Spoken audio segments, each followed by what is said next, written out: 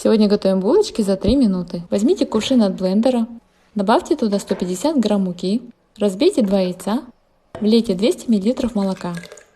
Затем добавьте 1/3 чайной ложки соли и 1 столовую ложку масла. Включите на среднюю скорость на 1 минуту. Понадобится форма для капкейков. Заполните их тестом на 1/3.